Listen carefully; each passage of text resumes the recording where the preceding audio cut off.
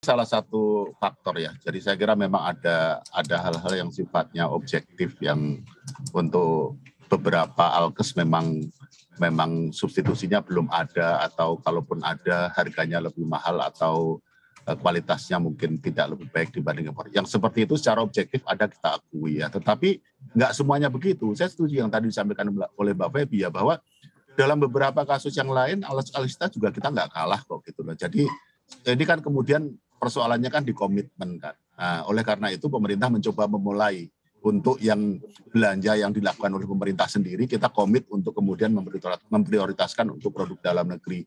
Bapak Presiden kan sudah berkali-kali menyampaikan ya, kalau kita gunakan uang kita itu artinya kalau dari terminologi kami adalah uang negara ya, kita gunakan untuk membeli produk dalam negeri, ini dampaknya bisa panjang dan bisa besar kan, multiplier efeknya lah gitu ya.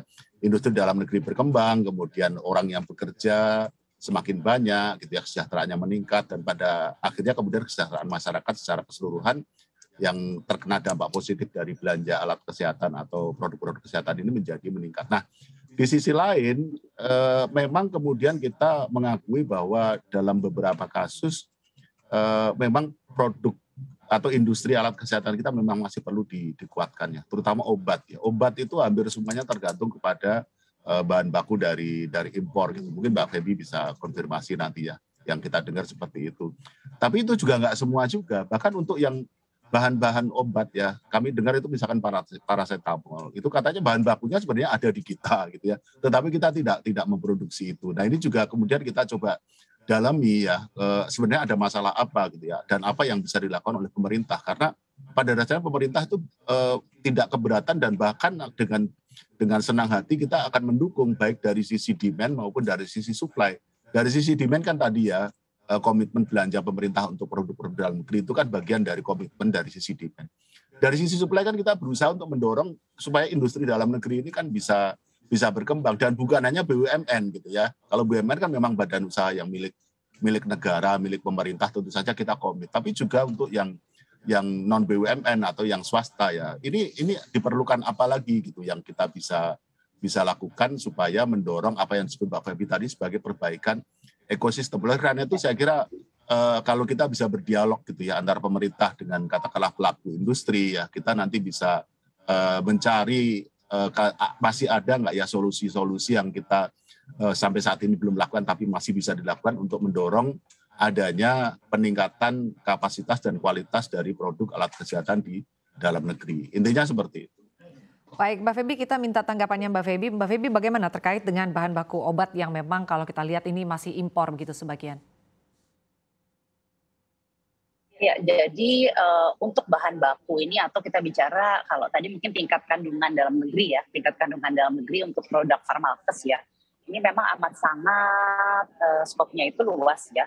Jadi tidak bisa satu kategori produk itu disamakan dengan yang lain, karena tadi ekosistemnya itu belum tentu semuanya sudah siap dan sudah ready gitu ya. Nah, jadi kalau seperti obat itu memang termasuk yang bahan bakunya itu banyak diimpor ya. Tapi sekarang saya lihat juga banyak juga yang sekarang sudah memakai material dari dalam negeri. Begitu juga dari industri kesehatan. Kita ini ditantang sekarang untuk bisa memiliki tingkat kandungan dalam negeri itu 40%.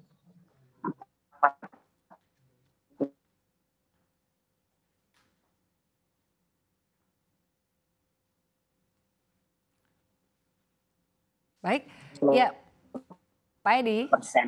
Dan ya, ini semua kita bisa mencapai tingkat ya, dengan.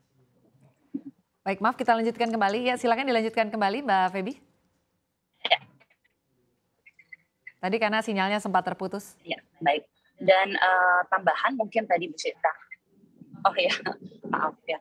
Dan tambahan mungkin tadi dari harga ya Bu Sita ya. Jadi harga tentunya ini juga industri kesehatan kita inginnya bisa bersaing ya. Bersaing secara nasional maupun internasional.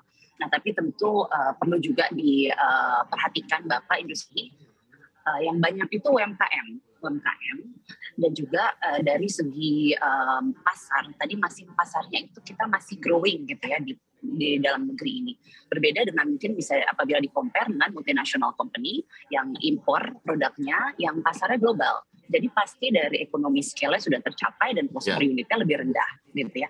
Nah tapi ini yang kita makanya kayaknya akan berkesinambungan dan sebetulnya satu rantai yang sama gitu ya. Karena nanti pasar jaminan pasar yang masuk, kita lebih baik harga per cost unitnya, akhirnya kita bisa lebih tinggi daya saingnya di nasional dan internasional ini. Nah itu yang kita harapkan tercapai. Dan mungkin saya tadi juga ingin menanggapi sedikit dari segi untuk produk-produk yang low teknologi ya. Low teknologi to medium itu memang sekarang mayoritas sudah bisa dibuat di industri kesehatan Indonesia.